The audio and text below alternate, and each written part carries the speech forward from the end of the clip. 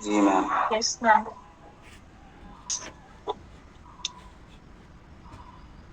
Okay, आप लोग बोलिए कुछ। जी दीदी आवाज आ रही है। तो स्टार्ट करते हैं आज की क्लास।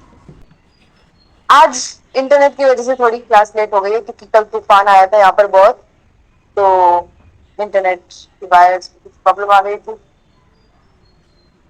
कैसे हैं आप सभी? मैम ठीक है। कल तो आपको ब्रेक मिल गया साइंस एंड टेक से एक बार और। चलिए, तो खुद से कुछ पढ़ रहे हैं साइंस एंड टेक का आप लोग? Yes ma'am, revision.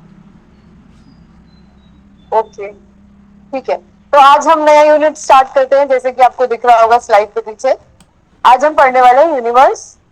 और यूनिवर्स अगर 2 आवर्स में कवर हो जाता है तो इसके बाद हम स्पेस टेक्नोलॉजी शुरू कर देंगे, क्योंकि इसके बाद वही इससे रिलेटेड है।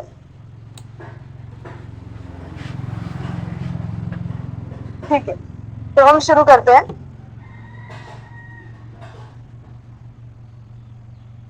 तो सबसे पहले हमारे ऋषि, जिन्होंने वेस्टर्न वर्ल्ड से भी बहुत पहले हमको ये पूरा ज्ञान दिया, उनके बारे में उनको नमन करती हूँ मैं, जिन्होंने इतना गूढ़ ज्ञान without those technologies to their realisations उन्होंने लिखा, उन्होंने संहिताएं बनाई, पूरी दुनिया को ये ज्ञान दिया। और आज उन अपना नाम लगा के, अपने टैग लगा के हमें वो ज्ञान भेजा जाता है। That's different. बट ऋषि कपिल जी हैं, ऋषि कणाद हैं, ऋषि वराहमिहिर हैं, जिन्होंने स्पेस टेक्नोलॉजी और यूनिवर्स में क्या क्या है, क्या यूनिवर्स है, मल्टी यूनिवर्स है, गैलेक्सीज हैं, मल्टीपल गैलेक्सीज हैं, प्लैनेट्स है, सोलर सिस्टम है, इन सब के बारे में हमें बताया पूरी दुनिया को। ठीक है, तो आगे बढ़ते हैं। ये सारा कंटेंट है जो हम आज कवर करेंगे। यूनिवर्स क्या होता है, गैलेक्सीज क्या होती है, सोलर सिस्टम क्या होती है। क्या आप लोगों को टेक्स्ट उल्टा दिख रहा है? अच्छा, नहीं मैम। ठीक है, ठीक है। No ma'am. Solar system, stars, कुछ इंपॉर्टेंट कॉन्सेप्ट्स, बीच बीच में क्वेश्चंस भी। और आपको क्वेश्चंस देख के अच्छा लगेगा, सुकून मिलेगा कि बहुत डायरेक्ट क्वेश्चंस।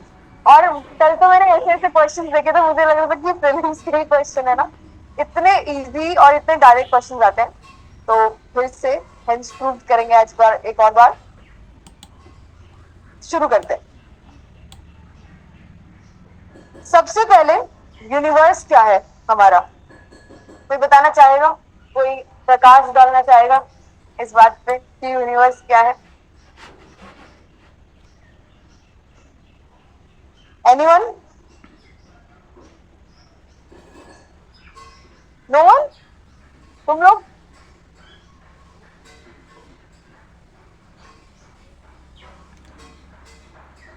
क्या चीज?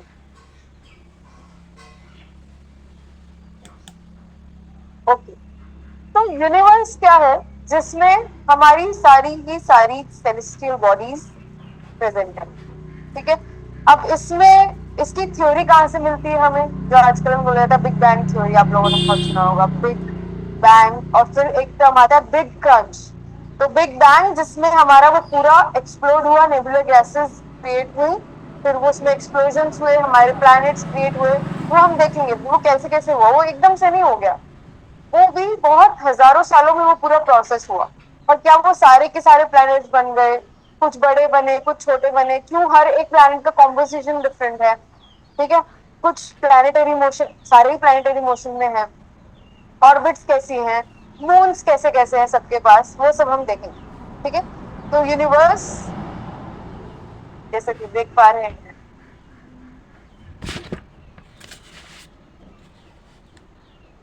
Space and time and their contents, contents यानी कि जितनी भी सेलेस्टियल बॉडीज हैं यहाँ पर।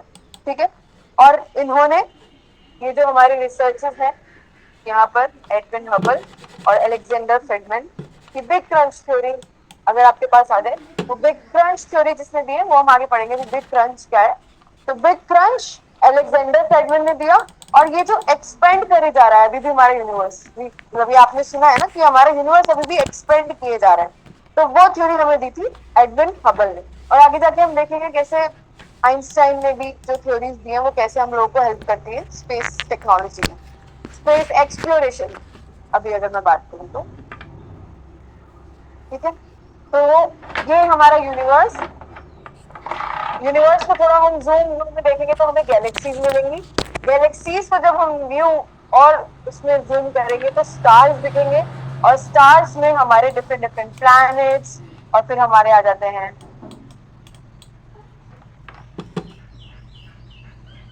योर्स, योराइड्स, सारी चीज, ठीक है। प्लैनेट्स में भी बहुत तरह तरह के प्लैनेट्स होते हैं, वो हम देखेंगे आगे।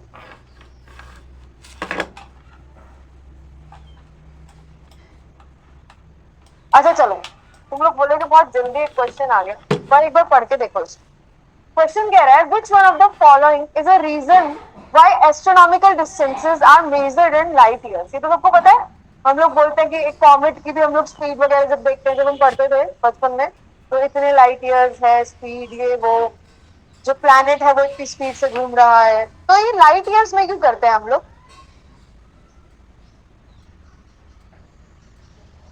सब बताओ चलो चैट में, और तुम लोग यहाँ बताओ।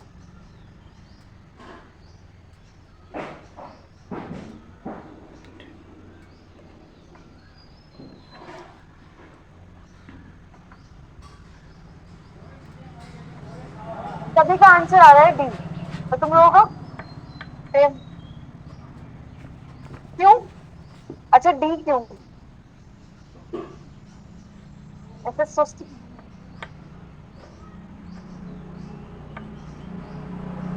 क्योंकि बाकी सब हो नहीं सकता। अच्छा, आंसर डी है, जिन्होंने भी दिया है सही है। पहली बात तो ये कि तुम लोग देख पा रहे हो कितने इजी क्वेश्चन आते हैं इस टॉपिक को। दूसरा ये कि light, speed of light will not very, चाहे कैसी भी परिस्थिति हो। वो अलग बात है अगर हम ब्लैक होल की बात करें आगे जाके, तो वहां पे वो भी एब्जॉर्ब हो जाती है, वो भी ट्रेवल नहीं कर पा रही उधर। पर बाकी सारे सिनेरियोज में हमारी स्पीड ऑफ लाइट हमने देखा, मतलब देखा होगा जब साइंटिस्ट ने, कि ये चेंज नहीं हो रही है, ठीक है, ये डिफ्लेक्ट नहीं हो रही है ज्यादा इजीली। तो इसलिए हमने सारी की सारी मेजरमेंट्स लाइट ईयर्स, ठीक है। इजी क्वेश्चन था बहुत, पढ़े भी नहीं कर पाए तुम लोग। चलो अब आ जाते हैं कि ये यूनिवर्स पूरा बना कैसे, ठीक है। Big bang theory. अच्छा, बिग बैंग थ्योरी भी एक वेस्टर्न टर्म है। किसी को पता है कि सबसे पहले बिग, मतलब ये जो बिग बैंग थ्योरी का जो वर्णन है पूरा, वो हमारे किस पुराण में है? बोलो किसमें है, मैं पूछ रही हूँ किसमें है? हिरण्यगर्भ, ये तो मैंने नहीं पढ़ा। और किसी को पता है?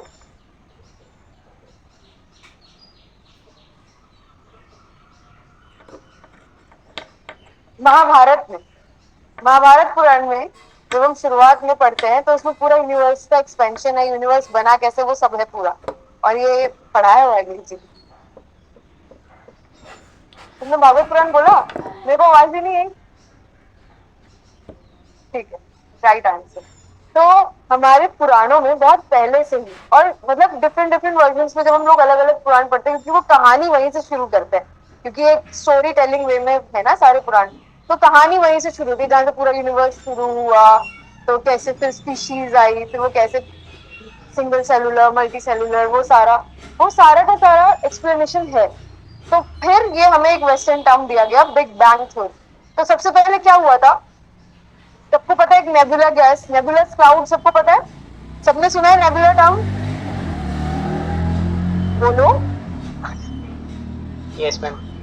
तुम लोग तैयार नहीं बैठे हो पढ़ने के लिए? क्या हुआ? कुछ कुछ बच्चे गायब भी दिख रहे हैं आज।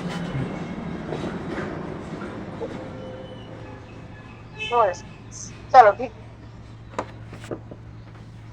सबसे पहले हमारा इन्फ्लेशन होता है, जिसमें हमारी सारी गैसेस मिलती है, ठीक है, सारी गैसेस मिलती हैं, और फिर आपस में ये ग्रेविटेशनल फोर्सेस होती है, उनसे ये कोलाइड करते रहते हैं आपस में, बहुत सारे केमिकल रिएक्शन होते हैं। फिर उन केमिकल रिएक्शन से पहले तो एकदम ठंडा होता है, फिर धीरे धीरे गर्म होता है, उसमें ब्लास्ट होते हैं, और फिर ग्रेविटेशनल फोर्स से घूमना शुरू होता है पूरा, ठीक है। फिर मतलब ये आपको इतना डीप में पढ़ने की जरूरत नहीं है, क्योंकि डायग्राम के थ्रू बहुत जल्दी से समझ आ रहा है, इसलिए मैंने डायग्राम ऐड किया। इसमें एक चीज में मत जाना कि वो कितने स्पीड में और उसमें कितनी ग्रेविटेशनल फोर्सेस से, कितना टेम्परेचर था, वो सब नहीं, और उनकी टर्म्स क्या क्या है वो भी नहीं। बस एक बेसिक ये है कि पहले क्या था और फिर कैसे हमारे धीरे धीरे घूमते घूमते घूमते घूमते डिफरेंट डिफरेंट प्लैनेट्स बनते चले गए। अब कुछ प्लैनेट्स, अब उस जितना भी इंग्रेडिएंट्स थे, रॉक्स भी थे उसमें, ठीक है, आइस थी, गैसेस तो थी ही, तो कुछ कुछ प्लैनेट्स बड़े बने, कुछ छोटे बने, कुछ की कॉम्पोजिशन अलग, कुछ में कुछ गैसेस हैं, कुछ में कुछ गैसेस हैं।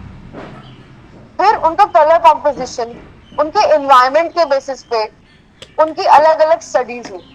फिर देखा गया कि उनके पास अपनी कुछ नेचुरल सैटेलाइट्स है। नेचुरल सैटेलाइट्स को क्या बोलते हैं? प्राकृतिक उपग्रह। नेचुरल सैटेलाइट्स को क्या बोलते हैं? मून। और इंडिया कह रही हूँ, अर्थ के पास कितनी है? एक ही है। एक ही है। ठीक है, चलो, हो मतलब तुम लोग क्लास।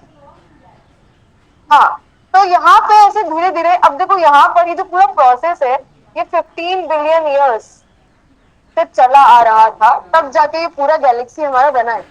ठीक है, अब ये जो है, ये 3 पॉइंट्स यहाँ पे लिखे हुए हैं, ये बहुत इंपॉर्टेंट है। ये कल मैंने 6 PYQs में देखा कि अभी भी यूनिवर्स एक्सपेंड कर रहा है। ये 3 थ्योरीज, ये 3 इस चीज के एविडेंस क्या क्या है। ठीक है, तो पहला ये है कॉस्मोलॉजिकल रेडशिफ्ट, फिर है सीएमबी, सीएमबी भी आगे पढ़ेंगे हम, और फिर presence of weak radio waves, या मतलब वहां पे रेडियो वेव्स की जगह तुमको एक और टर्म है वो भी यूज किया हुआ है, तो तुम समझ जाना कि इसी पे टिक करते हैं। ये 3 जो थ्योरीज हैं ये प्रूव करती हैं आज के जमाने में हमारे को कि अभी भी हमारा यूनिवर्स एक्सपेंड कर रहा है, और ये बहुत ज्यादा इंपॉर्टेंट है, ये 3 पॉइंट्स यहाँ पर। ठीक है,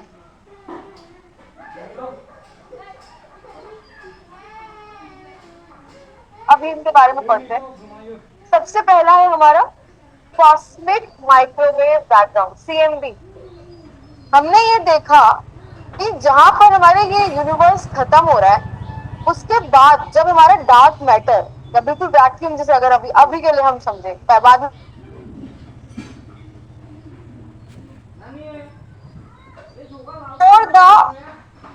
एकदम ब्लैक, उससे पहले इस पूरे यूनिवर्स का एक थोड़ा सा ग्लो है, एक ग्लो है, ठीक है, कुछ एक ग्लेयर टाइप से, और वो उसको जब साइंटिस्ट ने स्टडी किया ओवर द टाइम तो वो बढ़ रहा है, मतलब उसका रेडियस बढ़ रहा है ऑब्वियसली। तो इससे प्रूव हुआ कि हमारा ओवरऑल जो यूनिवर्स है वो भी एक्सपेंड कर रहा है। ठीक है, अच्छा, कुछ चीजें तो आप लोगों को समझती है, सेंट्रीफ्यूगल फोर्स है, ग्रेविटेशनल फोर्सेस है, ये तो सबको क्लियर है ना, कि कुछ चीजें जो घूम रही है, ठीक है, अब अर्थ के आसपास जो घूम रहा है, मून जो घूम रहा है, तो उनके बीच में कुछ फोर्स है। ठीक है, कौन सी? सेंट्रीफ्यूगल। ठीक है, और उसको मैनेज करने के लिए जब हम आगे भी सैटेलाइट्स पढ़ेंगे, तो कैसे सैटेलाइट्स को मेंटेन किया जाता है किसी डिस्टेंस पे, उन पे क्या फोर्सेस लगाई जाती है, तो वो कुछ चीजों में जो यहाँ पर है, जो नेचुरल मून है, वो नेचुरली है वो फोर्स। ठीक है, इतना आपको क्लियर होना चाहिए, ये सब माइंड में रख के आगे के कॉन्सेप्ट समझ आएंगे। ठीक है,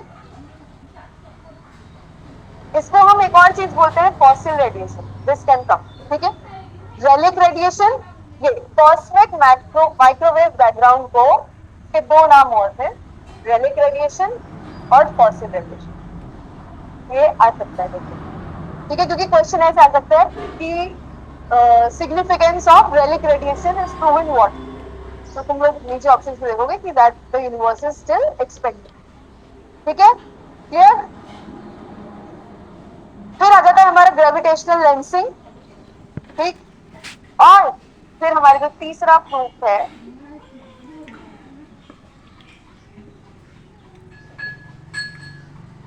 तीसरा प्रूफ कौन सा था? Presence of weak radio waves. ठीक है, अच्छा अभी क्वेश्चन देखो, ये आया है प्रीलिम्स 2018 में। ठीक है, consider the following phenomena, light is affected by gravity, the universe is constantly expanding, matter wraps its surrounding space-time. Which of the above are predictions of Albert Einstein's general theory of relativity? ये statement 1 है, ये statement 2 है, ये statement 3। Any guesses? Question दिख रहा है ना clear screen पे? ठीक है,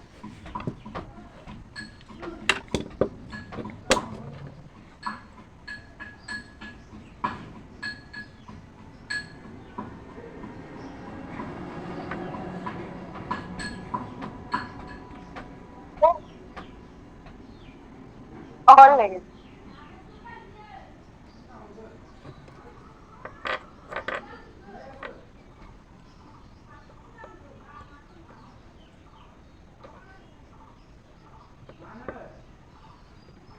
तो सही जवाब दे रहे हैं। Answer is a 1 and 2। क्यों, हमें आगे देखेंगे जब हम आइंस्टीन की थ्योरी पढ़ेंगे। ठीक है, दिस वाज टू चेक कि कितने बच्चों को पता है। जयश्री पाटिल, ये तुमने मेरे बोलने के बाद ये लिखा है या साथ साथ लिख दिया? अभी तो किसी का ये आंसर नहीं था। जयश्री, क्या कोई कुछ बच्चा बोल ही नहीं रहा है? क्या हो गया, तुम लोगों को पढ़ना नहीं है?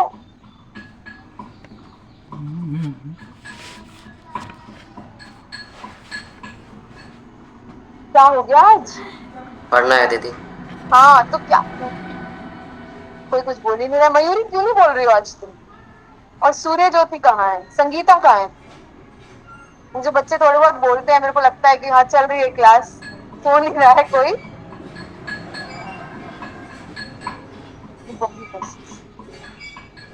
चलो भाई आगे पढ़ो तो। ठीक है, अब हमारी दो मेन गैलेक्सीज, एक तो हम कौन सी गैलेक्सी में? मिल्की वे। ठीक है, और एक और है हमारे पास, सरस्वती। अभी इसको किसने डिस्कवर किया? अच्छा, मिल्की वे कितनी पुरानी है? अभी हमने देखा था 13.6 बिलियन ईयर्स ओल्ड। इसमें इतने सारे स्टार्स हैं, और एक जो ब्लैक होल है इसमें सबसे बड़ा, ये सेजिटेरियस ए स्टार। ठीक है, और इसमें सन है, सोलर सिस्टम है, अरियन आर्म है, ये सब है हमारी मिल्की वे गैलेक्सी में। फिर हमारी एक आती है सरस्वती गैलेक्सी, जिसको IISER और ये पूसा पुणे ने डिस्कवर किया। यहाँ पे एक इंडियन लेजिस्लेटिव बॉडी है, तो ये आ सकता है। ठीक है, और यहाँ पर इसके अंदर तुम हिसाब लगा पा रहे हो कि ये हमारी मिल्की वे से भी बड़ी है। 43 मैसिव गैलेक्सीज है इसके अंदर, सरस्वती गैलेक्सी जो है। ठीक है, यहाँ पे इनकी फुल फॉर्म लिखी है, IISER, Indian institute of science and education research, और फिर the inter university centre for astronomy and astrophysics Pune, this is in Pune. ठीक है,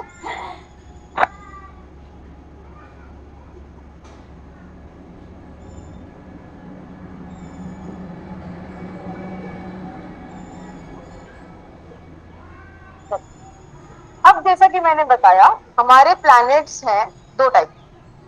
ठीक है, एक तो नॉर्मल प्लैनेट्स हैं, प्लैनेट्स कैसे कैसे नाम याद करते थे तुम लोग बचपन में? हाँ, और मैंने मैरी वाला किया था, Mary something made a something, कुछ बना रही थी वो डिश, वैसे याद किया था। किसी को और कैसे याद है नाम? है भाई, कुछ बोलो।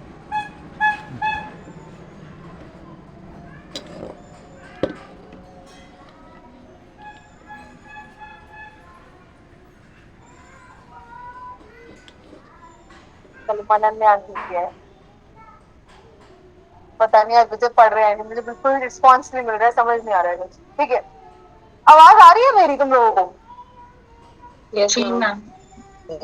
हो रहे हैं इसका मतलब। ठीक है, ये हमारा सन है। ठीक, और फिर Mercury, Venus, Earth, Mars, Jupiter, Saturn, Uranus, Neptune. कल मैंने एक क्वेश्चन देखा कि सन के बाद सबसे पहला प्लैनेट कौन सा आता है, और इसमें ऑप्शन दिए हुए थे, तो सबको टिक करना है। ये प्रीलिम्स का क्वेश्चन था 2009 का। ठीक है, तो इतना इजी क्वेश्चन आ रहा है, तो आपको बस एक सीक्वेंस याद रखना है, और कुछ नहीं। मतलब ये तो बहुत ही, कभी कभी क्या होता है ना कि हम सबसे इजी चीजें छोड़ देते हैं एग्जाम में। होता है ना कि अरे ये नहीं आएगा, आ जाता है वही, और फिर हम लोगों ने बिल्कुल रिवाइज नहीं किया, वो तो बहुत साल पहले देखा होता है उस चीज को, और फिर ऐसा लगता है कि इतना इजी क्वेश्चन अगर हम गलत करके आए तो फिर पता नहीं क्या ही करके आए हों। ठीक है, और हमारे कुछ फिर ड्वार्फ प्लैनेट्स हैं। जब मैंने बताया कि नेबुलर गैसेस में हमारे पास बहुत सारे एलिमेंट्स थे, आइस थी, रॉक्स के भी डिफरेंट डिफरेंट हमारे कॉम्पोजिशंस थे, तब हमारे कुछ तो प्लैनेट्स बने जो एक ऑर्बिटल सेटअप में थे, सन के अराउंड घूम रहे थे। कुछ ड्वार्फ प्लैनेट्स भी थे जिनके पास एक्चुअली वो सारी प्रॉपर्टीज नहीं थी जो इन बाकियों के पास थी। ठीक है, इनके पास ऑब्वियसली लाइफ तो अभी तक सिर्फ अर्थ पर है, वैसे हमें नहीं पता, हम ह्यूमन बींग्स के लिए, एलियंस तो है ही बात। ठीक है, इनके जो एक कॉमन कॉम्पोजिशंस थी जो इनको क्या कहते हैं क्वालिफाई करा रही थी as in the classification of in the class of planets, वो इनमें नहीं थी। ठीक है, तो ये भी हमारे प्लैनेट्स ही थे, पर ये जैसे एक बार प्लूटो भी पहले प्लैनेट था ना, वो उसको निकाल लिया गया था बेचारे, फिर उसको इसी श्रेणी में डाल दिया गया था क्योंकि उसके पास कुछ गैसेस कम थी और उसके खुद के कुछ मून्स, मतलब मून्स हैं इनके भी, पर कोई स्कोप नहीं था। जैसे मार्स में हम लोग रिसर्च कर रहे हैं, अभी सन पे भी जाने वाले हैं, यहाँ पे कुछ स्कोप नहीं था, कुछ खास था नहीं इनके पास, इसलिए इनको ड्रॉप किया और साइज में भी बहुत छोटे थे रिलेटिवली इन सबसे। ठीक है, तो बोल दिया गया इनको क्या क्या बोला गया, ड्वार्फ प्लैनेट्स। और इनके कुछ कुछ नाम है, जैसे प्लूटो तो बहुत बाद में आए थे, ठीक है, सबसे बाद में यही आए, फिर एरिस, टेरेस, होमिया और मे।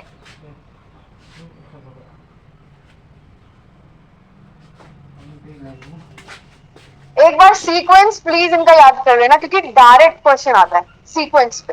और इन सब में सबसे बड़ा कौन सा है? जुपिटर। ठीक है, क्योंकि कुछ कुछ लोगों को कंफ्यूजन होती है जुपिटर और सैटर्न में। सैटर्न के पास रिंग है आपकी, ठीक है ना।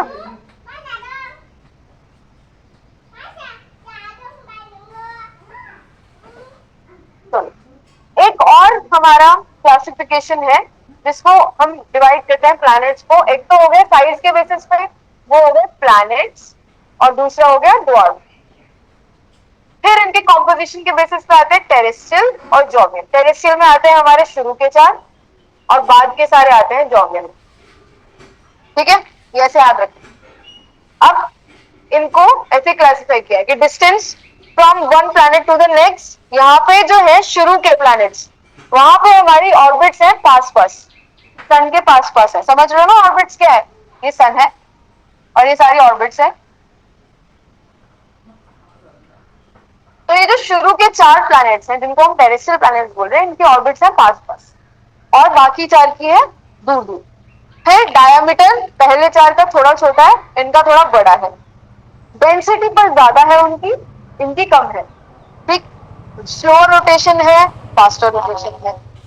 एटमॉस्फेयर आ रही है ना बात सबको? हाँ ठीक है।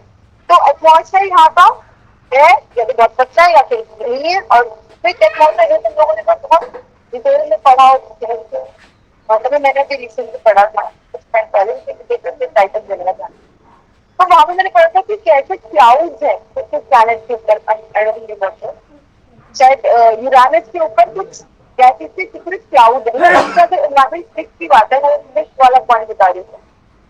सराउंडेड है, मतलब अगर ये प्लैनेट है तो अगर ये प्लैनेट है तो इतनी लेयर की गैसेस की चलती है, मतलब और बहुत डेंस है, तो दिखने में उसकी सेंसिंग, रिमोट सेंसिंग और सैटेलाइट सेंसिंग करके थोड़ा टफ होता है कि एनवायरमेंट बहुत ज्यादा डेंस है प्लैनेट से बाकी। मैम आपकी आवाज सही से नहीं आ रही।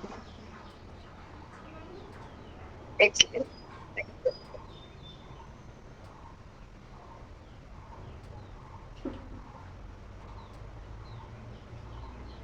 अब आ रही है? अब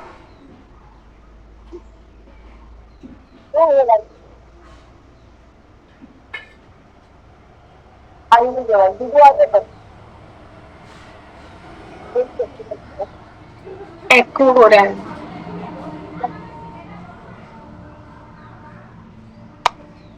अब आ रही है? हाँ लाइट तो चली गई लग रहा है।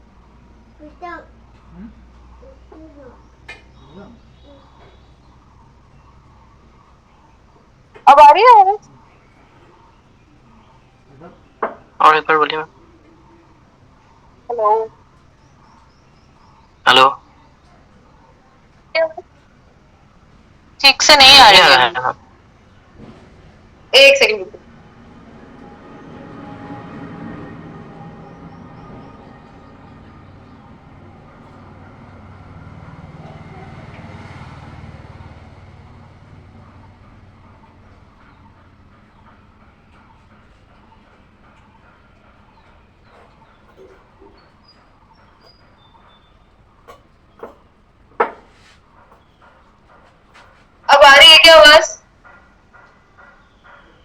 Yes yes ma'am. अब आ रही है? अब ठीक है? हाँ मैम ठीक है। सभी को क्लियर है? थम्स अप कर दो एक बार, ऐसे मेरे को सबकी आवाज नहीं आ रही। पढ़े आगे, ठीक है? तो ये हमारे दो, पहला हमने क्लासिफिकेशन पढ़ा प्लैनेट्स का साइज के बेसिस पे, फिर उनके कॉम्पोजिशन और एटमॉस्फेयर के बेसिस पे। तो वो दो है, टेरेस्ट्रियल और जॉवियन, ठीक है? टेरेस्ट्रियल जॉवियन ऐसे भी याद कर सकते हो जो जुपिटर से शुरू हो रहे हैं, वो जॉवियन है, जे जे, ठीक है? और पहले वाले हैं टेरेस्ट्रियल।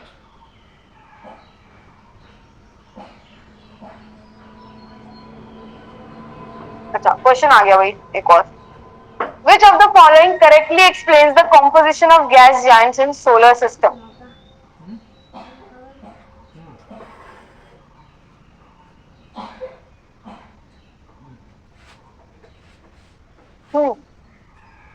स्क्रीन पे दिख रहा है क्लियरली?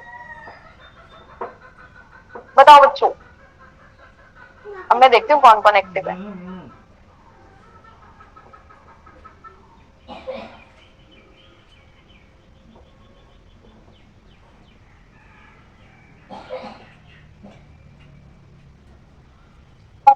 रोशनी, शिवम, निकिता, सरस्वती, प्रियंका, जयश्री, सिद्धार्थ। 3 दिन का भी बी है आंसर, आंसर इज बी। तो क्या था? तो हमारी जितनी भी गैसेस हैं और जिनका सी था, यहाँ पे गैस की बात हो रही है तो आइस नहीं, आइस तो पहले कैंसिल हो गया, इट्स नॉट अ गैस, ठीक है? और अभी तो हमने 2-3 बार भी बोला था, नेबुला में भी क्या था हमारा, हीलियम। तो आंसर यहाँ पे क्या हुआ? बी। इजी? हाँ पुश कर, आंसर इज बी। लगता है तुम लोगों को स्पेस में इतना इंटरेस्ट नहीं है, मुझे तो लगा इसको बहुत खुशी खुशी पढ़ेंगे बच्चे। चलो, ये डेटा वैसे तो बहुत पुराना है ये डेटा जो मून स्टार बहुत पुराना है, पर कल एक क्वेश्चन देखा था मैंने कि किस प्लैनेट के पास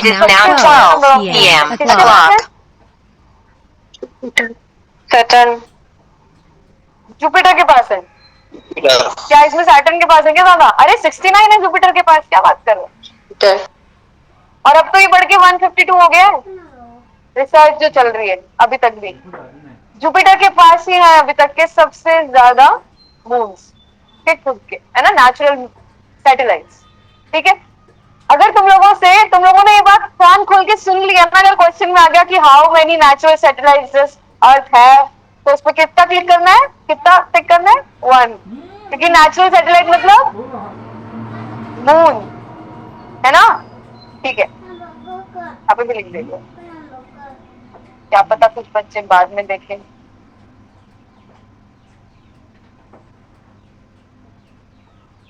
ठीक है जी, और ये ड्वार्फ प्लैनेट्स के लिखे हुए हैं, ठीक है, आएंगे नहीं ज्यादा वैसे।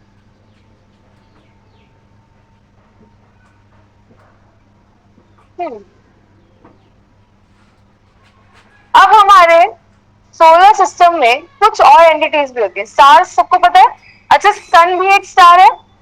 कल एक और क्वेश्चन मैंने देखा था कि which is the nearest star to the earth, इसका क्या आंसर होगा?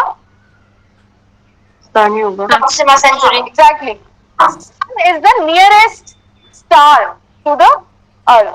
अब तुम कहोगे सन इतना बड़ा है, ठीक है, वो स्टार की श्रेणी में कैसे आ रहा है? वो हम समझेंगे आगे जब हम स्टार का इवोल्यूशन पढ़ेंगे या फिर लाइफ साइकिल ऑफ स्टार पढ़ेंगे, तब तुम्हें समझ आएगा कि कैसे सन भी एक स्टार है। क्लियर? चलो, अब यहाँ पे क्या लिखा है? An exoplanet is a planet that is located outside the solar system, ठीक है? ये बहुत कुछ बच्चे ड्वार्फ प्लैनेट्स और एक्सोप्लैनेट्स में कंफ्यूज हो जाते हैं। ड्वार्फ प्लैनेट्स है हमारे सोलर सिस्टम के अंदर ही, बट वो डिफाइंड ऑर्बिट में नहीं है, ठीक है वो अंदर ही उसी बेल्ट के अंदर है। पर एक्सोप्लैनेट्स क्या होते हैं, वो हमारे सोलर सिस्टम से कहीं बाहर है, और हो सकता है अगर हम थोड़ा और डाइव इन करें तो पता चले वहां पे एक और अलग ही सोलर सिस्टम चल रहा है। अभी तक वहां तक पहुंचे नहीं है, क्या पता, तैयारी चालू है, क्योंकि हमें तो ये तो पता है कि मल्टीपल यूनिवर्सेस है, क्योंकि कोटि कोटि ब्रह्मांड हम सुनते हैं। अब तो ऑब्वियस सी बात है कि मल्टीपल सोलर सिस्टम्स भी होंगे, ठीक है, पर अभी तक हम वहां पहुंचे नहीं है। अभी हम उनको सिर्फ एक्सोप्लैनेट्स बुला रहे हैं, ठीक है? जैसे हम लोग अर्थ के ह्यूमंस को अदर देन जो होते हैं हम उनको एलियंस बोलते हैं। ऐसे ही हम प्लैनेट जो हमारे सोलर सिस्टम में नहीं आते उनको क्या बोलते हैं? एक्सोप्लैनेट्स। एक्सो प्लैनेट। ठीक है।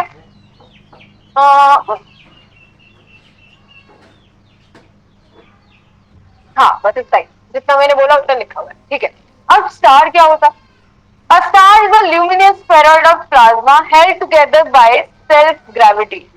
ठीक है। अभी हम लोग पढ़ेंगे वो हमारे प्लैनेट की जो कॉम्पोजिशन है उससे बिल्कुल अलग होते हैं।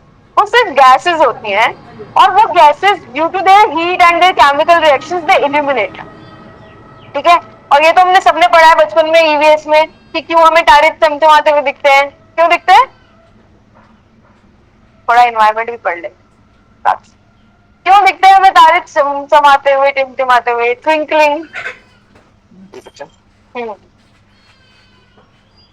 रिफ्लेक्शन। डिस्टेंस तो है ही। रुको रुको देखने का। Reflection, very good. ये प्रॉक्सिमल सेंचुरी किसने लिखा है, किस बात पे? अच्छा अच्छा, that is the second year. हाँ okay. Atmospheric reflection, very good. Jayashree Patil ने एकदम एग्जैक्ट टर्म दिया है, रिफ्लेक्शन, एटमॉस्फेरिक रिफ्लेक्शन। और उसमें भी जो हमारे पास जो हमारे एनवायरमेंट में बहुत सारी डस्ट पार्टिकल्स है तो इससे वो हमें लगता है कि वो एक तो दूर तो वो है ही बहुत। तो ये जितनी भी हमारी लेयर्स बनती जाती है एटमॉस्फेयर में उसमें जितने भी हमारे डस्ट पार्टिकल्स हैं, एयर पार्टिकल्स हैं, गैसेस हैं, उससे हमें लगता है कि वो ब्लिंक कर रहे हैं। ठीक है। चलो आ जाते हैं अगले टॉपिक।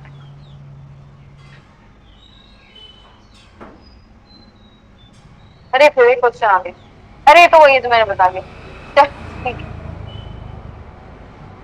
ठीक है, पता चल गया ना सबको? इन्होंने दिया हुआ है वो भी option, but that is not the nearest. Nearest कौन सा है? सन।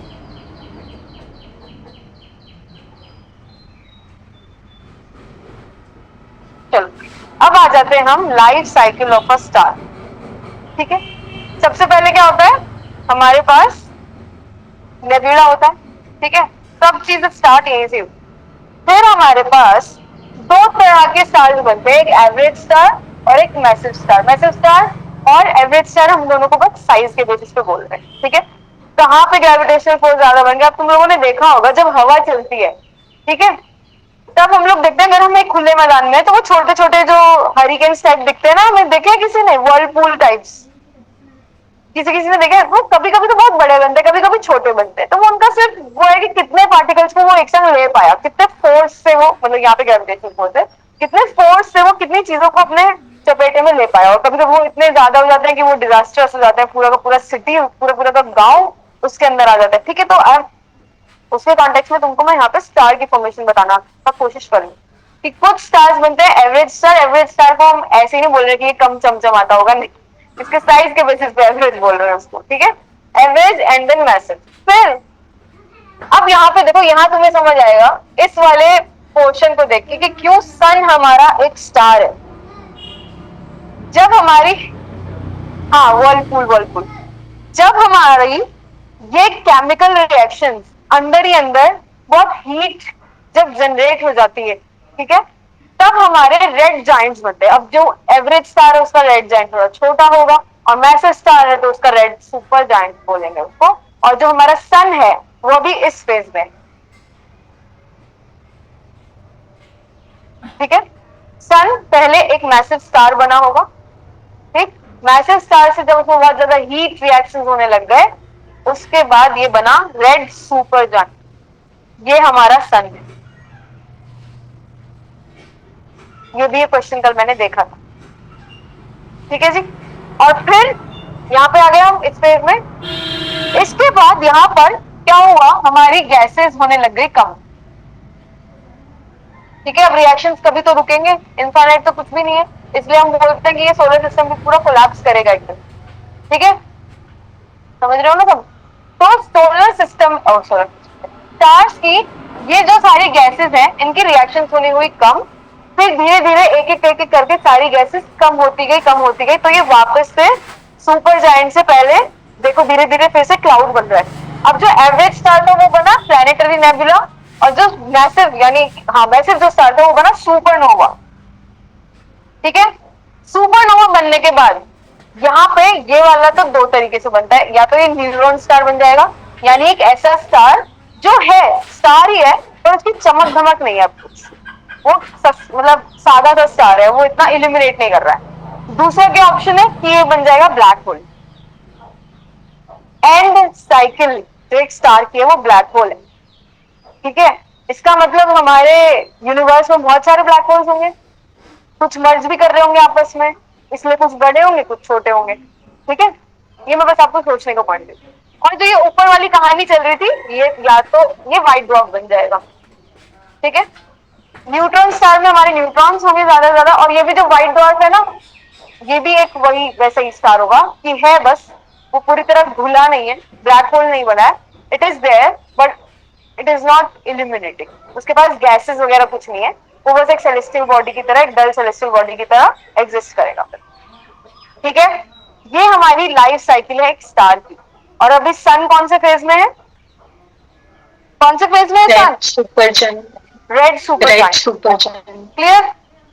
मैं देख लीजिए इसमें अगर कुछ बताने का तो नहीं रह गया।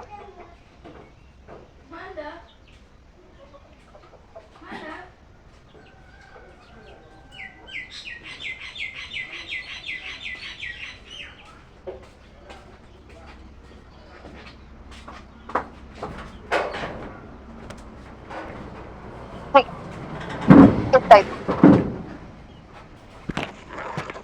Yes ma'am. कब हुआ ये? तो अगर ऑप्शन में दोनों आ गए तो क्या टिक करोगे? अभी प्रेजेंट पे सैटर्न ज्यादा चल रहा है।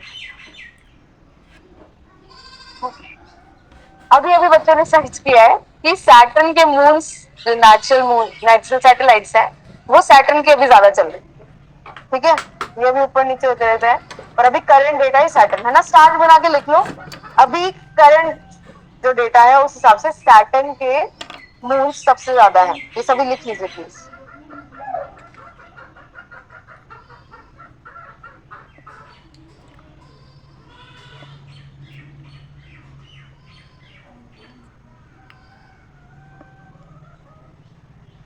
आगे बढ़े।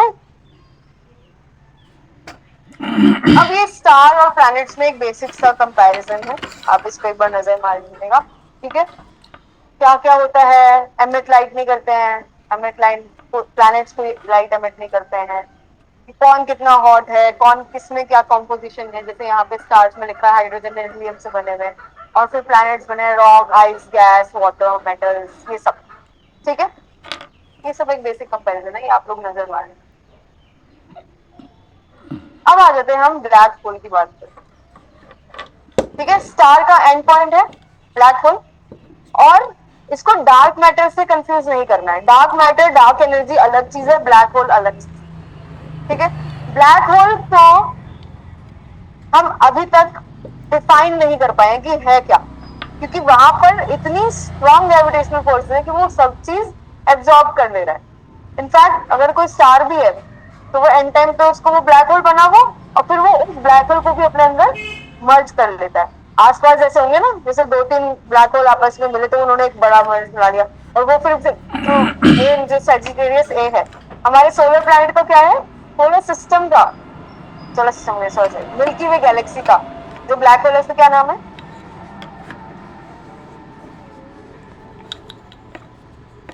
बताओ, अभी तो देखा था हमने शुरू में, सैजिटेरियस ए, ठीक है। हाँ, तो अब ये form the massive stars at the end of their lifetime, तो पहला पॉइंट। फिर the density of matter in a black hole cannot be measured, अभी तक तो नहीं हो पाई है, बाकी देखो। The gravitational pull is so great that the nothing can escape from it, even the light.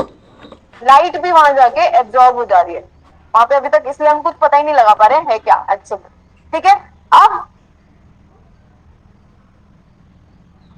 यहाँ पर जो हमने सबसे पहला एक ब्लैक होल देखा था वो ये था। अब types of black hole, stellar mass black hole, super massive black hole और इंटरमीडिएट ब्लैक होल, ये 3 टाइप के ब्लैक होल्स हैं, ठीक है। स्टेलर मास क्या होते हैं, जो मैसिव स्टार्स जब एक्सप्लोड कर जाते हैं और वो एक ब्लैक होल बन जाता है। सुपर मैसिव क्या होता है, जो गैलेक्सीज के पास होते हैं, यानी कि हमारा जो सेजिटेरियस ए है,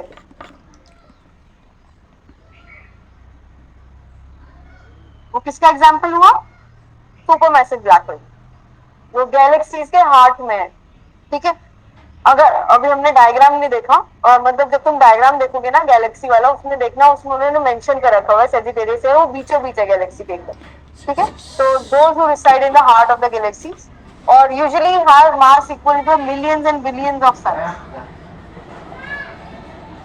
ओके, देन इंटरमीडिएट, जब स्टार्स कोलाइड होते हैं, चेन रिएक्शन होती है और तब उससे बनते हैं ये। और फिर ऐसा हो सकता है ना कि जैसे कुछ स्टार्स जो अभी उनकी लाइफ टाइम खत्म नहीं होने वाली, और उनमें कुछ कोलिजन हो गए और उस केमिकल रिएक्शन से उन दोनों की लाइफ खत्म हो गई, वो बोल के एक ब्लैक होल बना दिया, तो वो हो गए इंटरमीडिएट ब्लैक होल्स। ठीक है, तीन टाइप, कौन कौन से? स्टेलर मास, सुपरमैसिव और फिर इंटरमीडिएट ब्लैक। इंटरमीडिएट। ठीक है, इनका आ सकता है तुम्हें ऐसे, यहाँ पे लिख देंगे साइज और यहाँ पे लिख देंगे इनके नाम, तो मैच द फॉलोइंग वाला कि इनको इनके साइज से मिलाओ। तो सबसे बड़ा है सुपरमैसिव, फिर इंटरमीडिएट है, फिर स्टेलर है। नहीं, हाँ हाँ सही बोला, इंटरमीडिएट के तो नाम से पता चल रहा है ना।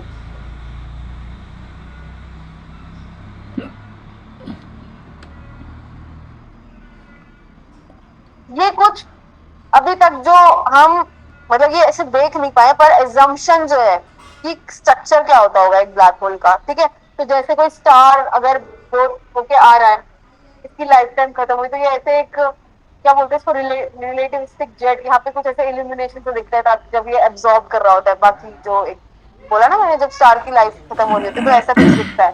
ये मतलब ये देखा नहीं गया है, ये एज्यूम किया गया है कि ऐसा कुछ स्ट्रक्चर है। ठीक है, और उसके बेसिस पे ये डायग्राम क्रिएट किया गया है। फिर ये जो है इसको सिंगुलैरिटी बोलते हैं, जो बिल्कुल कोर है ब्लैक होल का। फिर इवेंट हॉरिजन्स, कुछ कुछ हॉरिजन्स हैं, स्फेयर्स हैं।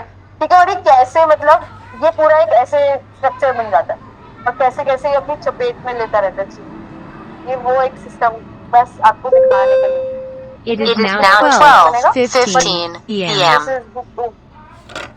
Visualize. Okay, what do we have next? अच्छा, ये करंट अफेयर है ब्लैक होल के ऊपर। ठीक है, एक बार तो देखने तो कुछ है तो नहीं है। Okay, black hole and time dilation, ये एक करंट अफेयर है, इसको नोट कर लेना। यहाँ पे मैंने लेटेस्ट न्यूज वाला मेरा आइकन रह गया, दिस इज लेटेस्ट। अभी और भी लेटेस्ट आ रही होंगी, ये तो होता ही रहता है। Scientist recently observed a class of black holes quasars demonstrating time dilation in the early universe, और इनका टाइम था यहाँ के 1/5 सेकंड के हिसाब से अर्ली डायलेशन हो रहा है। इनको क्या बोले, एक नई क्लास बनाइए, तो बोल रहे क्वार्सर्स। अब क्वेश्चन कैसे आ सकता है? This time dilation illustrates that during the period time passed only about a fifth of the current rate, 1/5 है यहाँ पे, समझ रहे हो? ये जो ब्लैक होल नया मिला है इनको एक ब्लैक होल मिला है साइंटिस्ट को, उसका नाम रख रहे हैं क्वार्सर, और वहां पे टाइम डायलेशन बहुत जल्दी जल्दी हो रहा है। फिफ्थ पार्ट पे, यहाँ का जो 1 सेकेंड है उसके फिफ्थ पार्ट पे वो वहां का टाइम चल रहा है। ठीक है, अब the area just outside the boundary of the black hole event horizon जिसे कहते हैं, emits all kind of radiation including even visible light. ये एमिट कर रहा है विजिबल लाइट को, ये जो हमें ब्लैक होल मिला है एमिटिंग। इतना दिमाग मत बताओ, बस ये मेरी बात सुनो जो मैं कह रही हूँ। ठीक है, पहला इसका नाम लिखा है क्वार्सर, दूसरा ये फिफ्थ, यहाँ का जो करंट रेट है टाइम का उसके फिफ्थ यानी अर्ली टाइम डायलेशन हो रहा है इधर। और थर्ड प्रॉपर्टी ये कि ये सारी टाइप ऑफ जो रेडिएशन है उनको एमिट कर रहा है, इवन लाइट। ये 3 पॉइंट्स याद रखना है और इसका नाम याद रखना है, क्वार्सर ब्लैक।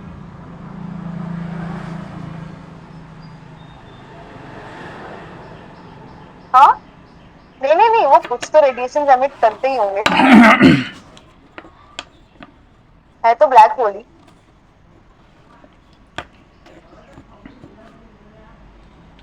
हाँ, विजिबल रेडिएशन इक्वल लाइट की। हाँ,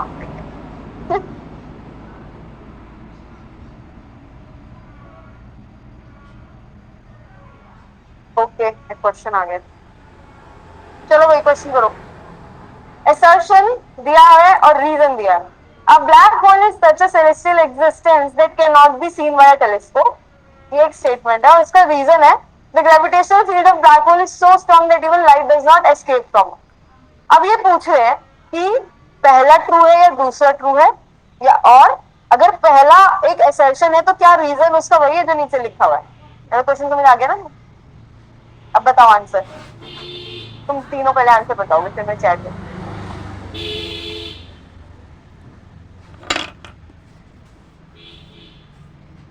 अब बताओ।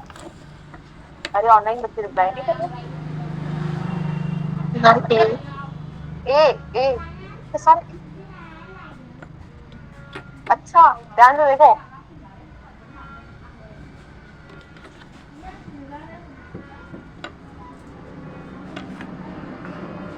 है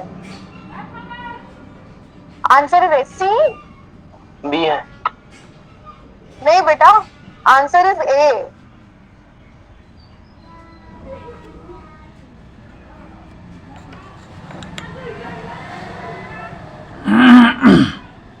दोनों स्टेटमेंट्स ट्रू है और रीजन भी सही है। हाँ तो मैं तो उसको बोल, ठीक है। क्यों? क्योंकि टेलीस्कोप से ऑब्वियसली इसलिए नहीं देख पा रहे क्योंकि वहां पे लाइट भी अब्सॉर्ब हो जा रही है, इसलिए नहीं देख पा रहे हैं ना। बहुत सिंपल सा है, क्योंकि उन्होंने क्वेश्चन बहुत टफ तरीके से लिख दिया पर आंसर बहुत सिंपल है। अगर मेरी बात ध्यान से सुन रहे होंगे तो जिसका भी ए के अलावा आंसर है वो ध्यान से सुने बात। पहली स्टेटमेंट ये है कि टेलीस्कोप से भी देख नहीं पा रहे हम लोग कि क्या हो रहा है ब्लैक होल में, और बात सही है दूसरी की वहां पे लाइट भी ट्रेवल नहीं कर पा रही है। The gravitational field of a black hole is so strong that even light does not escape from.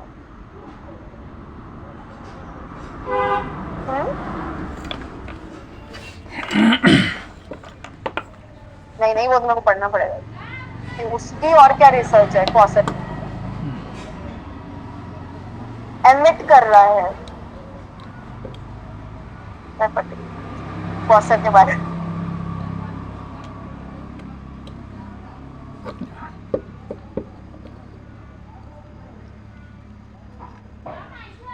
अब हम आ जाते हैं जो आजकल एक बहुत टर्म चल रहा है, डार्क मैटर और डार्क एनर्जी। ठीक है, और एक क्वेश्चन था अभी तो, क्योंकि ये प्रूफ हो गया है कि डार्क मैटर से भी ज्यादा डार्क मैटर से भी ज्यादा डार्क एनर्जी एग्जिस्ट कर रही है। पर क्योंकि ये बहुत रीसेंट रिसर्च है, उससे अगर मैंने कल जो क्वेश्चन देखा था वो 12 साल पुराना था प्रीलिम्स का, कि स्पेस में सबसे ज्यादा क्या एग्जिस्ट करता है। ठीक है, तो ऑप्शन थे स्टार्स, गैलेक्सीज, यूनिवर्स, और फिर फोर्थ था डार्क मैटर।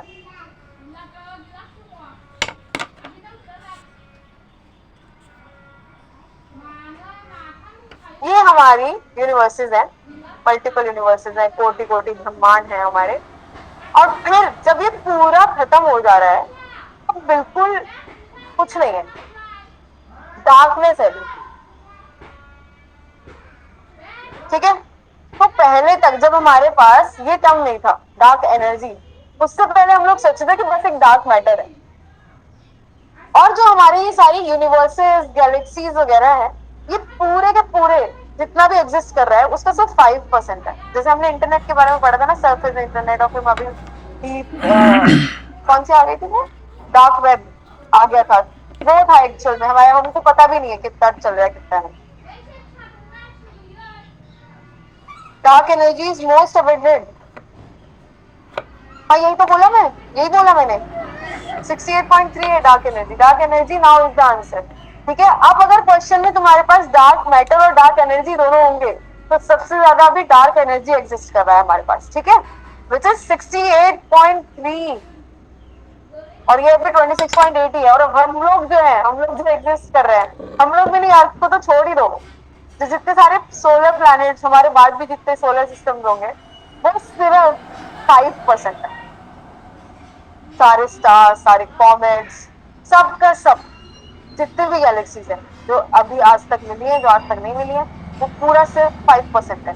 ठीक है, अब यहाँ पर इसके बारे में लिखा हुआ है थोड़ा कि single largest country of the, हाँ ठीक है, this is the single largest and this is the second largest.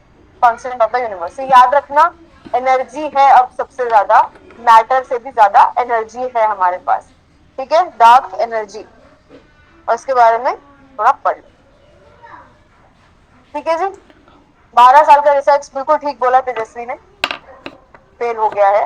पहले हमें लगता था कि मैटर है, अब हमें लगता है कि एनर्जी है, लगता है नहीं, अप्रूव हो गया है। और ये मैंने क्वेश्चन डाला हुआ है, ठीक है। अच्छा, यहाँ पे क्या आंसर होगा? देखो ये सीएससी प्रीलिम्स 2020 का है, बट स्मार्टनेस देखो, यहाँ पर इन्होंने डार्क एनर्जी लिखा नहीं है, ऑब्वियसली उसके बाद तो डार्क मैटर ही है, पर अगर डार्क मैटर और डार्क एनर्जी दोनों होंगे आंसर में तो क्या लिखोगे? अच्छा, एक तरीके से और क्वेश्चन बन सकता है, ठीक है, यहाँ पे मैंने लिखा तो इसकी जगह मैंने लिख दिया डार्क एनर्जी, ठीक है। अब मैं नीचे लिख रही हूँ स्टेटमेंट्स। Dark energy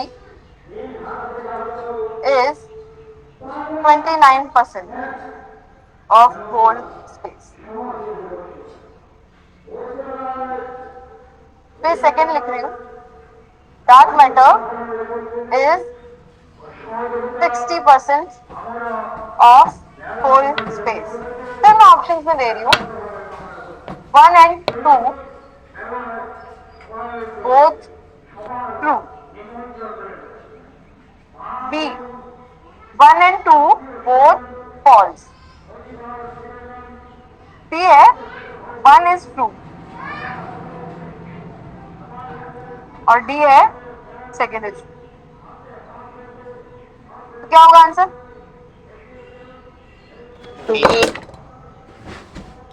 good.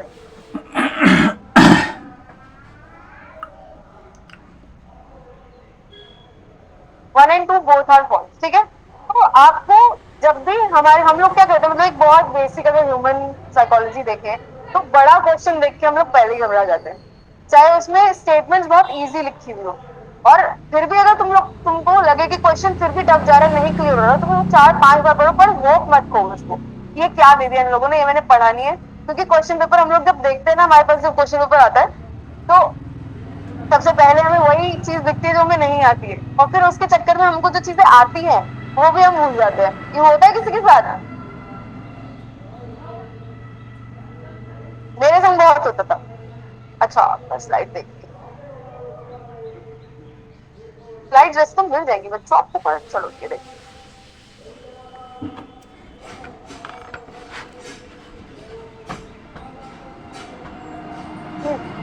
तो बिल्कुल भी जब तक ये बच्चे स्लाइड्स देखते हैं, बिल्कुल भी हमें होप नहीं खोनी है क्वेश्चन देख के।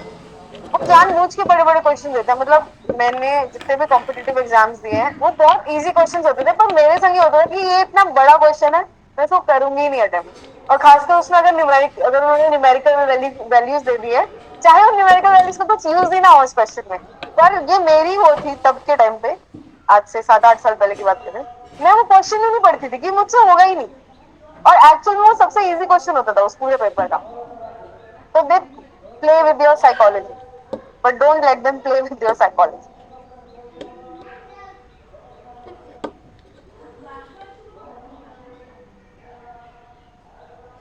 ओके, ये हमारे पास एक डार्क मैटर का मैप किया है साइंटिस्ट ने, ठीक है, और वो दिखा रहे हैं बस। ये इसका इंपॉर्टेंट पार्ट जो ये है कि वो किया किससे गया है, इस टेलीस्कोप,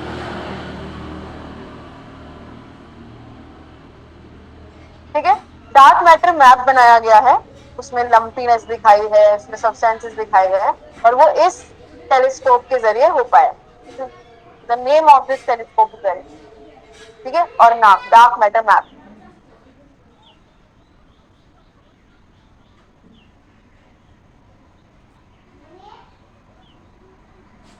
फिर एक हमारे पास एक और टेलीस्कोप आया, giant microwave radio telescope GMRT, for studying astrophysical phenomena at low radio frequencies, ठीक है। और ये किसको कौन ऑपरेट कर रहे हैं? National centre of radio astrophysics Pune, और ये इसको जो रिसर्च है वो कोलैबोरेशन में चल रहा है Tata institute of fundamental research,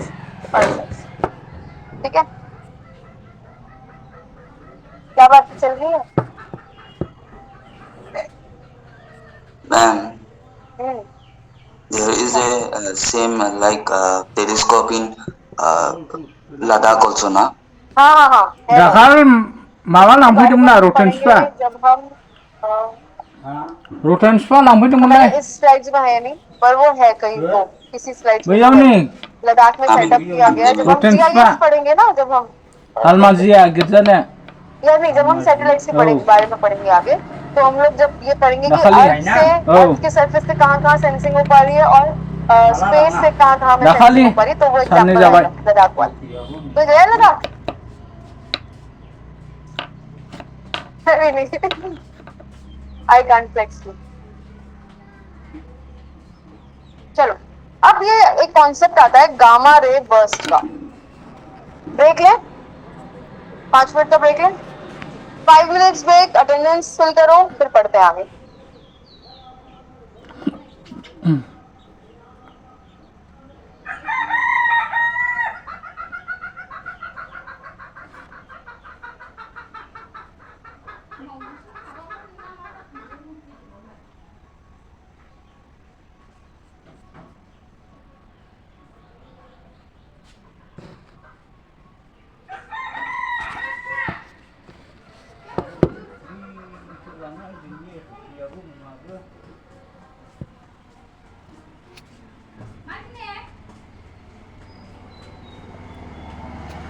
दाखालि लांदों औ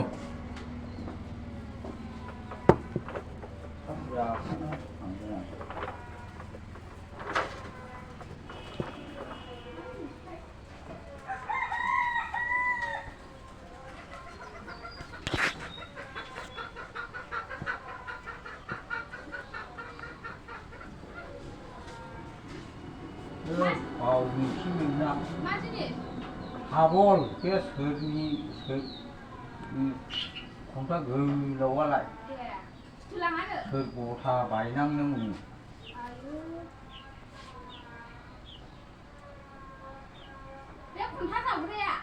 औ ज' लाबदादानो सोर गथा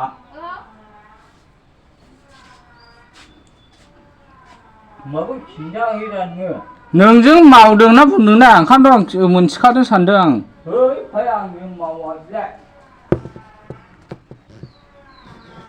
दा थांगोन आङो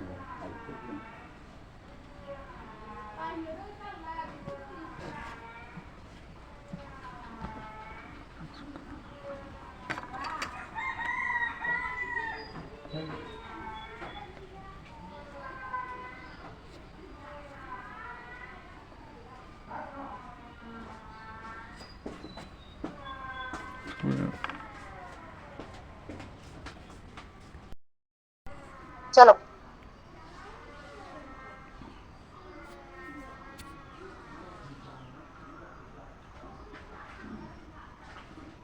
अब एक टर्म आता है हमारे पास, गामा रे बर्स्ट, और आगे एक आएगा ग्रेविटेशनल वेव्स। ठीक है, जब भी हमारे जब हमने डिस्कशन किया था कि कैसे स्टार्स कोलाइड करते हैं तो वो ब्लैक होल बनते हैं, फिर ब्लैक होल्स आपस में मर्ज करते हैं। ठीक है, ये सब जब एक्टिविटीज होती है स्पेस में तो बहुत ज्यादा एनर्जी रिलीज होती है। ठीक है, अब एक ब्लास्ट में भी तुम लोगों ने देखा होगा मूवीज वगैरह में, कितने दूर खड़े लोग भी उड़ के जाते हैं बहुत दूर तक, है ना। तो वही ये स्पेस में होता है।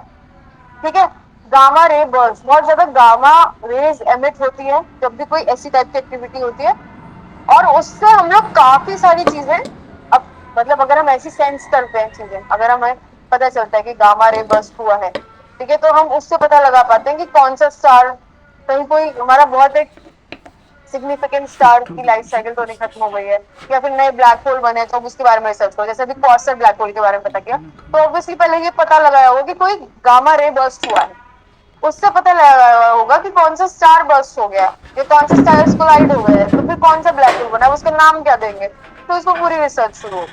ठीक है, तो ग्रेविटेशनल रे बर्स्ट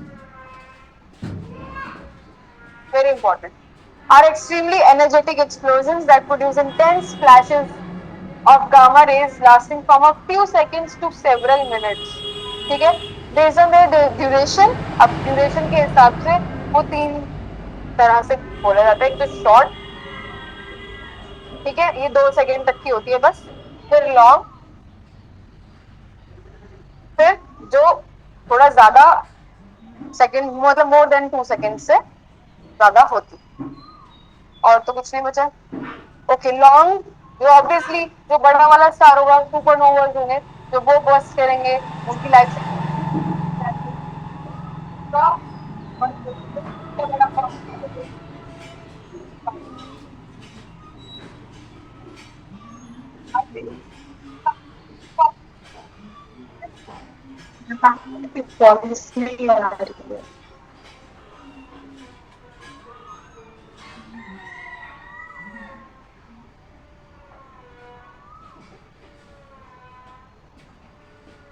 मैम वॉइस नहीं आ रही है।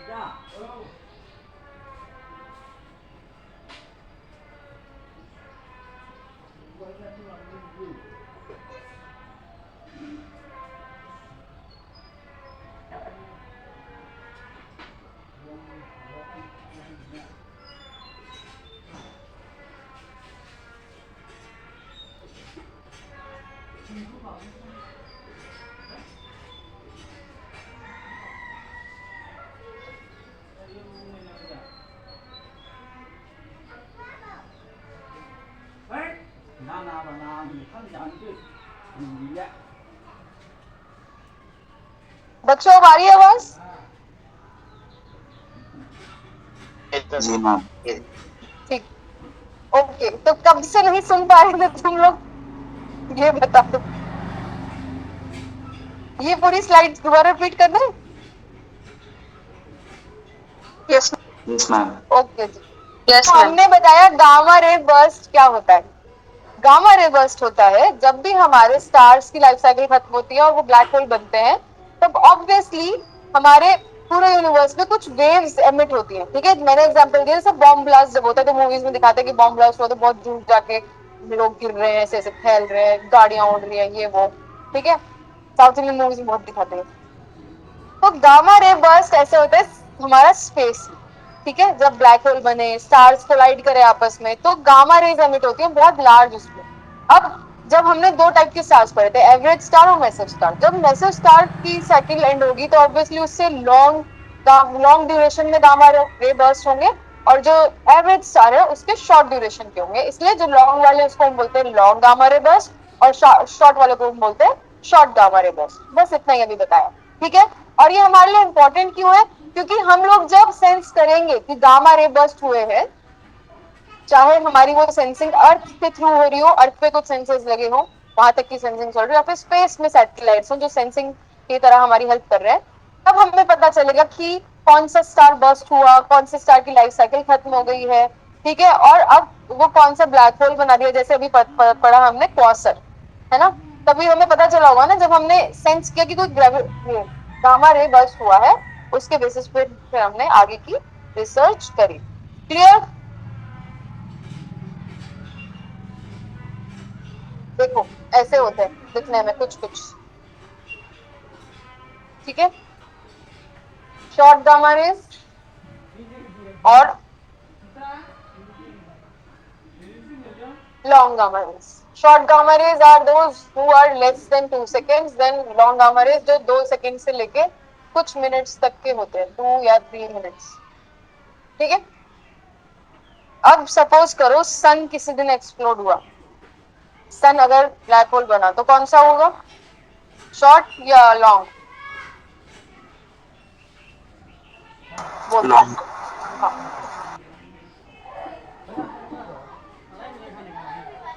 अब हम आ जाते हैं कुछ इंपॉर्टेंट कॉन्सेप्ट्स पे। ये हमारा पूरा सोलर सिस्टम है सुंदर सा। ठीक है, यहाँ पर ये वाले कौन से प्लैनेट्स हैं?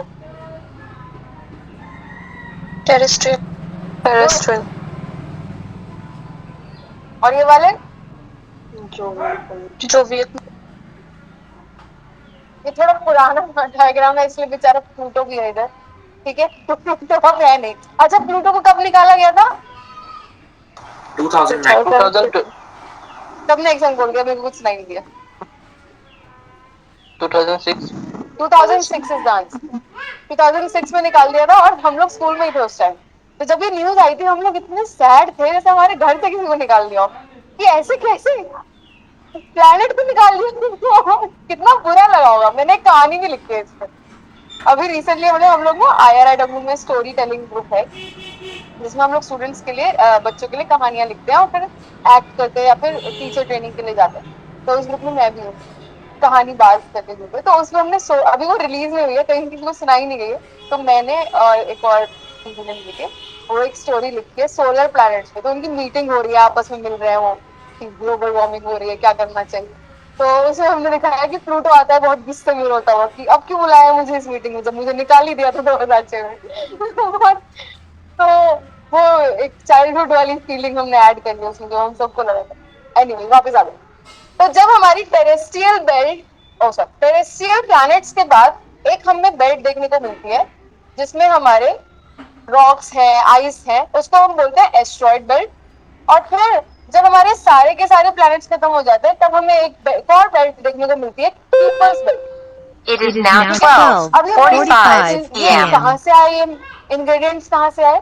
तो वो बात याद करो जब मैंने कहा था कि कुछ मटेरियल्स तो जुड़ गए आपस में ग्रेविटेशनल फोर्स से और उन्होंने आपस में स्फेरिकल स्ट्रक्चर्स बना के प्लैनेट्स बना लिए, कुछ डॉर्फ प्लैनेट्स बना लिए। बट कुछ चीजें रह गई जो घूमती रही ऐसे ही आउटर बॉडीज में, पर वो एक बेल्ट फॉर्म कर रही है, ठीक है।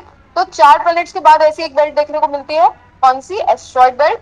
और फिर बाकी सारे प्लैनेट्स के बाद मिलती है हमें क्यूपर्स बेल्ट, ठीक है। और इसमें भी बहुत सारे एलिमेंट्स हैं जो ऑब्वियसली वही इंग्रेडिएंट्स हैं जिससे हमारे प्लैनेट्स बने। तो यहाँ पे मेटल्स भी फ्लोट कर रहे हैं फ्री उसमें, मतलब वो ऑब्वियसली एक उसमें है, ऑर्बिट में ही है, तो वो फ्लोट कर रहे हैं फ्री स्पेस में। आइस है, बहुत सारी गैसेस, रॉक्स हैं, अलग अलग तरीके के मिनरल रॉक्स हैं, ठीक है।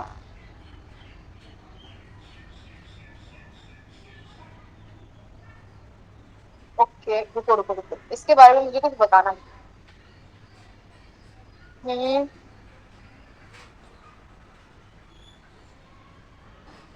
क्यों एस्ट्रॉइड बेल्ट्स में क्या क्या होता है ये लिख लो एक बार। Dust, rock, dust and rock. Normally asteroid belt में क्या होता है? मोस्टली क्या होता है? Dust and rocks. Kuiper's belt में क्या क्या होता है? Rock, ice, comets, dwarf planets, ठीक है। और इनमें कुछ ऑब्जेक्ट्स के नाम लिखे गए। अच्छा नहीं, ड्वार्फ प्लैनेट्स जो है हमारे यही मिलते हैं। Dwarf planets are present in which belt? Kuiper's और एस्ट्रॉइड। तो क्यूपर्स जो सबसे एंड में है उधर हमें ड्वार्फ प्लैनेट्स मिलते हैं हमारे, ठीक है। ये याद रखने की बात है तुम्हारे लिए। और कुछ नहीं, चलो ठीक, बस इतना।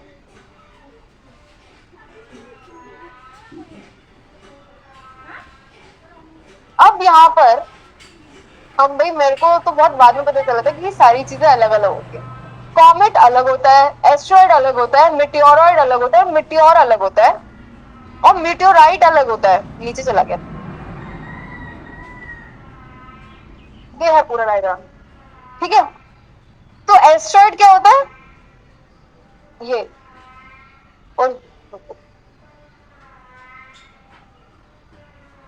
इसको इतना स्मार्ट होना चाहिए ना कि पता चल जाए जब मैं स्क्रॉल नहीं करूंगा। I will use pen.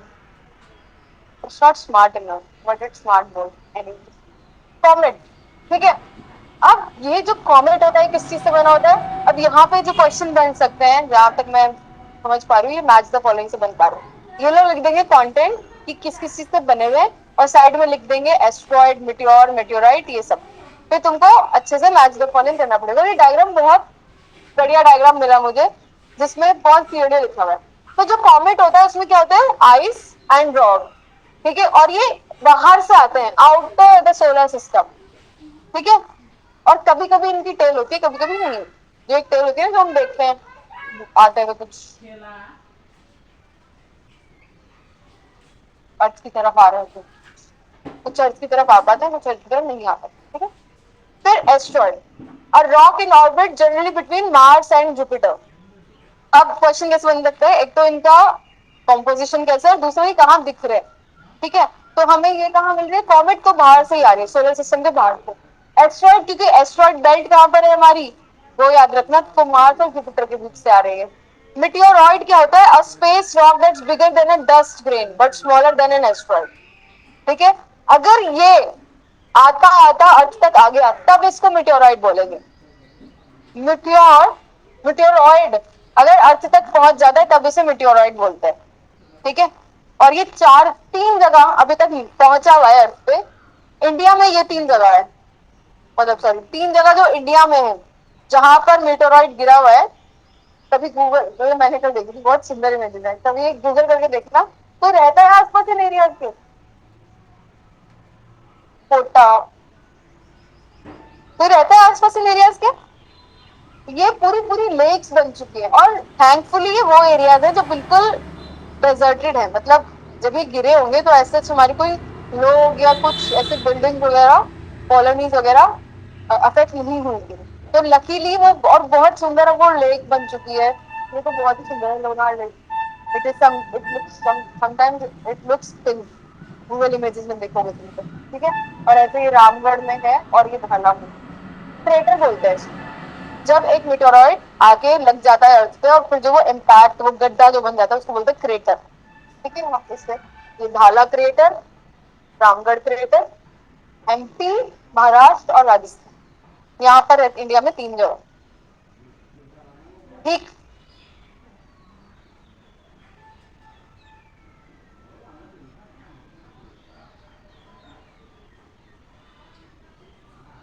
अब आ जाती है ग्रेविटेशनल वेव्स। अभी हमने पहले कौन सी एक्टिविटी पढ़ी थी, अभी कौन सी एक्टिविटी पढ़ी थी जब ब्लैक होल्स कर रहे थे collide, gamma ray burst. Gamma ray burst के बाद जब रिसर्च चलती रही तो हमें एक और ऐसी एक्टिविटी मिली जिसको हमने बोला ग्रेविटेशनल वेव्स, ठीक है। ये भी कुछ ना कुछ इवेंट्स ही है, मतलब ग्रेविटेशनल वेव्स हमें दिखती है, जैसे गामा रे बर्स्ट से अलग होता है, पर रीजंस कुछ कुछ ऐसे होते हैं, ठीक है। जैसे ब्लैक होल अगर न्यूट्रॉन में मिल गया, ये सारे रीजंस हैं, reasons responsible gravitation events for responsible gravitational wave, ये हमें बाद में मिला, गामा रे बर्स्ट के बाद, ठीक है। अगर दो बड़े स्टार भिड़ गए आपस में, दो ब्लैक होल एक दूसरे में मर्ज कर रहे हैं, या एक ब्लैक होल न्यूट्रॉन स्टार से मर्ज कर रहा है, ठीक है, और या फिर एक स्टार बस एक्सप्लोड कर जाता है, जिसे हम सुपरनोवा बोलते हैं। ये सारे रीजन से जब कुछ वेव्स जनरेट होती हैं, एक्स्ट्रा ग्रेविटेशनल वेव्स जनरेट हो जाती है, तब हम इसको बोलते हैं ग्रेविटेशनल वेव्स। और ये भी हमारी हेल्प करता है स्पेस की एक्टिविटीज को आइडेंटिफाई करने में और फिर उन पर रिसर्च करने में। दो एक्टिविटीज है, गामा रे बर्स्ट और ग्रेविटेशनल वेव्स। ये याद रखना है आपको कि यही हम ह्यूमंस तक यही दोनों चीजें की वजह से रिसर्च पहुंच आगे बढ़ पा हो पा रही।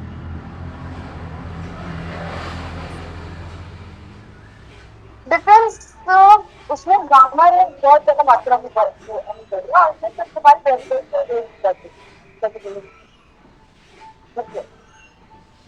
इवेंट रीजन नहीं है, दोनों का होने का रीजन नहीं है, ठीक है।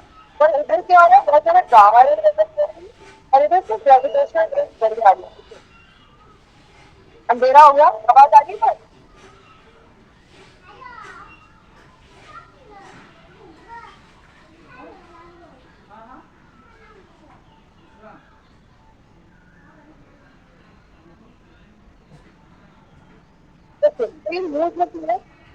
वो परमेट कर रही है यूनिवर्स में, ग्रेविटेशनल वेव्स उनकी एक हल्की सी साउंड है, एक हम है, तो ये हमें पता चला है, ठीक है।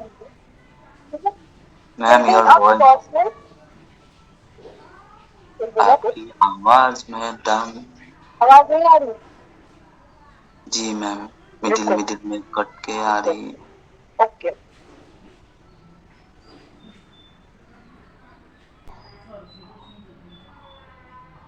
हेलो, आवाज आ रही है? जी मैम।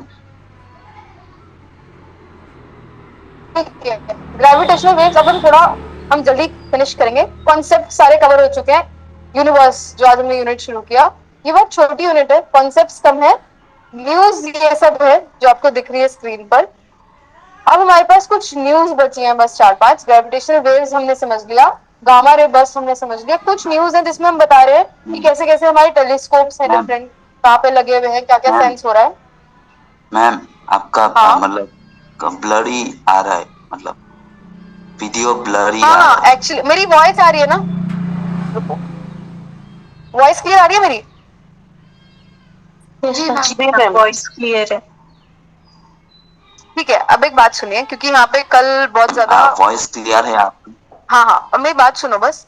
क्योंकि यहाँ पे कल बहुत ज्यादा ये तूफान वगैरह आया था, इस वजह से ना इंटरनेट में बहुत प्रॉब्लम हो रही है। क्लास भी इसलिए लेट शुरू हुई और अब फिर से उनकी वायर्स में दिक्कत आ गई है, तो वो और 2 घंटे बोल रहे हैं अभी।